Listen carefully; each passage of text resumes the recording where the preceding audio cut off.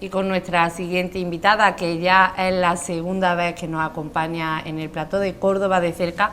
Hablaremos de daño cerebral, de cómo el daño cerebral te cambia la vida. En esta ocasión nos meteremos en factores de riesgo de haber sufrido un ictus, y para conocer todos los detalles, además de unos cursos que ella misma da, la tenemos aquí con nosotros. Le doy ya la bienvenida a la doctora especialista en medicina física y rehabilitación, Irene de Torres García. Muy buenas tardes, bienvenida de nuevo.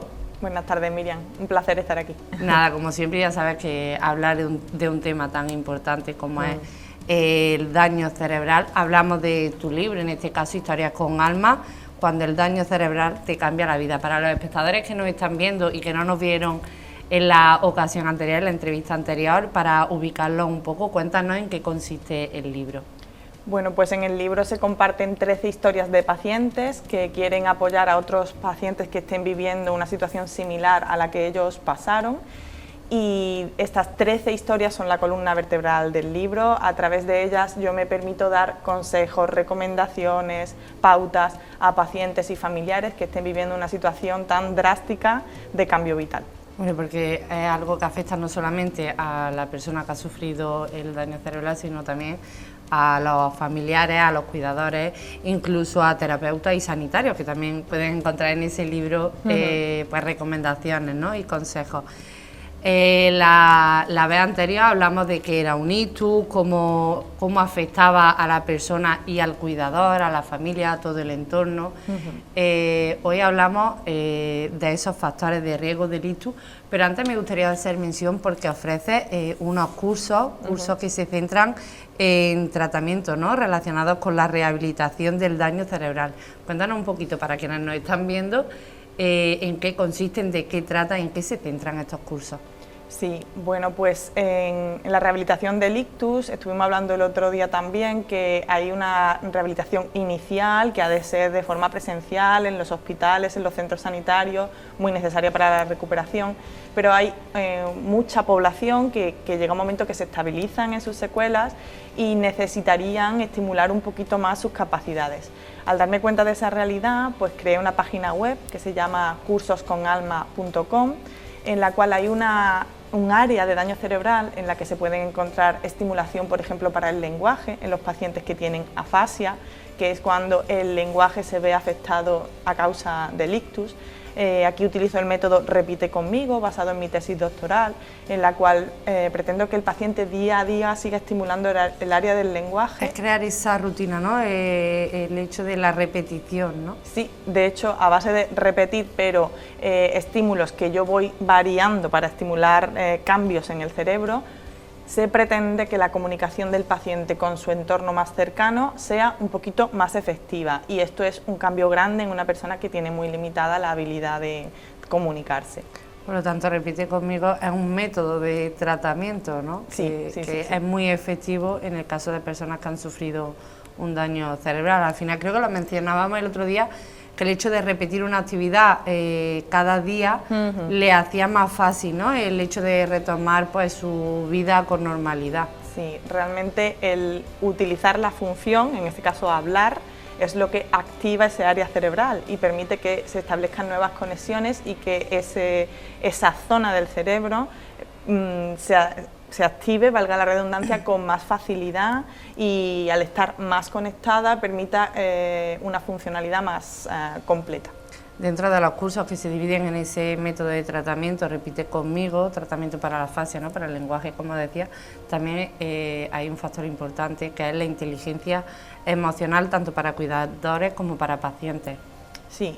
La inteligencia emocional es una habilidad que se puede entrenar, que en personas que han sufrido un cambio vital tan grande, pues les toca de forma espontánea desarrollar herramientas psicológicas para afrontarlo, pero si además los guiamos desde el punto de vista de la psicología, pues aportamos.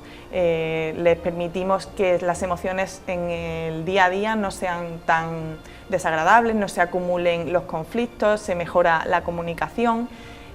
Uno se entiende mejor a sí mismo y a la otra persona. Si además es un paciente que tiene afectada su expresión emocional, pues el cuidador aprende a ayudarle y cómo favorecer que se regule y equilibre esa situación. Claro, porque al final el papel del cuidador es base, es fundamental, porque también lo sufre, ¿no? También se frustra, se enfada con el mundo, no entiende el porqué, o sea, es una responsabilidad muy grande y que tiene que tener su mente despejada y saber actuar ante determinadas situaciones, ¿no? Decíamos el otro día que es importante que también mantengan su tiempo de ocio, que no dejen de lado las cosas que les gustan, porque al final es una manera de despejar la mente para luego retomar esa actividad con responsabilidad. Sí, el cuidador tiene derecho a enfadarse con la situación, a cansarse de la situación, a no saber cómo ayudar. Y claro, a lo mejor ya no se puede desahogar como antes con, quizás si el paciente es su cónyuge, o a lo mejor con su pareja, que era la persona con la que se desahogaba antes de este tema, necesita otra persona que le guíe, que le ayude y que le permita ese desahogo y le encienda un poco la luz en el camino por donde dirigirse y cómo seguir dando pasos. El otro día que la recuperación es posible, en muchos casos no al 100%, pero sí que se llega a poder volver a tener una vida con normalidad, a poder convivir de manera sana y hacer actividades, ¿no? Al final es con ese trabajo, con ese tratamiento, esa constancia lo que lo hace posible. Hablábamos hoy y nos metemos ya en factores de riesgo del ictus. Cuando hablamos de factores de riesgo, ¿a qué nos referimos? Bueno, pues el ictus realmente es la primera causa de discapacidad en el mundo y la segunda causa de muerte. Entonces, hay un cuarto de la población que tiene riesgo de padecer, bueno, riesgo tenemos todos, pero hay un cuarto de la población que lo puede tener por estadística. La persona que ha tenido un ictus puede tener también un segundo. Entonces, ¿qué puedo yo controlar? ¿Qué puedo yo mejorar en mis hábitos para reducir las posibilidades? Eso sería prevención. Conociendo los factores de riesgo, sabemos cómo prevenir. Hay algunas cosas que no las podemos controlar, como puede ser algunos antecedentes familiares, algunos antecedentes personales, alguna enfermedad hereditaria, algunas malformaciones. Hasta ese punto solo se puede hacer un diagnóstico temprano y saber qué más interés tiene la prevención en el resto de los factores. Irene, ¿influye el tema genético? En algunos casos sí, a veces hay predisposiciones a padecerlo. Y en análisis y demás puede aparecer que esa persona tiene un alto riesgo de sufrir un ictus. Más que nada es hablando con el médico que te va a preguntar antecedentes en la familia, si en la familia ha habido accidentes cerebrovasculares o bueno, cardíacos también, porque las enfermedades de las arterias no siempre, a la persona que le dan no solo le dan solo en el cerebro, si hay oclusión de las arterias pueden ocurrir en otros órganos de nuestro cuerpo. Si esos accidentes cerebrovasculares han ocurrido en la familia de forma precoz, puede, es decir, en una edad temprana, puede que haya algún factor hereditario o alguna predisposición en la familia o unos hábitos nocivos establecidos en esa familia que a lo mejor hay que reconducir. Si son tardíos, si han ocurrido pues, por otros factores que eran más, bueno, la edad no es evitable, pero que se asocia cuando vamos cumpliendo años, pero quizá sí que si está en relación con que la persona también ha tenido diabetes, hipertensión o que tiene hiperlipemia, quizá ha tenido una vida sedentaria, ha subido de peso, vamos acumulando papeletas que nos pueden hacer más candidatos. Entonces, todo eso serían factores de riesgo. Y ante esos factores, la prevención. La prevención. Al final, una alimentación sana, sin fumar, sin alcohol, el ejercicio físico regular, frecuente, no comer demasiada sal, no comer demasiado azúcar. Todo eso es lo que nos ayuda. ¿Carne roja, que se ha hablado mucho en los últimos años? La carne procesada, principalmente, es el problema. La carne roja se puede comer, simplemente hay que disminuir la cantidad. Medida, ¿no? Con un equilibrio, así como el azúcar, pues si en una medida, en una dosis equilibrada, tampoco es malo.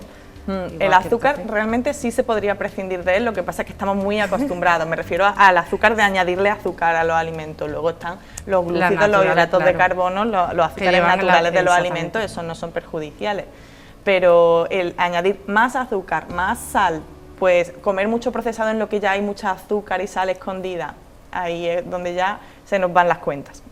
Igualmente, eso sería prevención.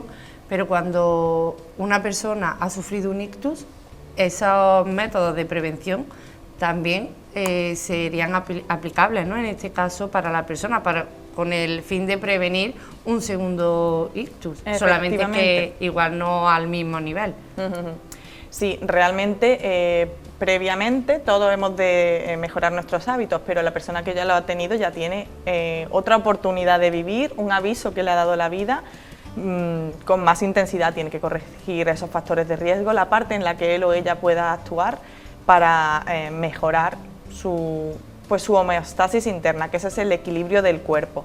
Está en riesgo no solo de otro ictus, sino de otras enfermedades relacionadas que podrían complicar la situación, de forma que es el aviso de que le da la vida para mejorar la salud en el punto que en su mano está.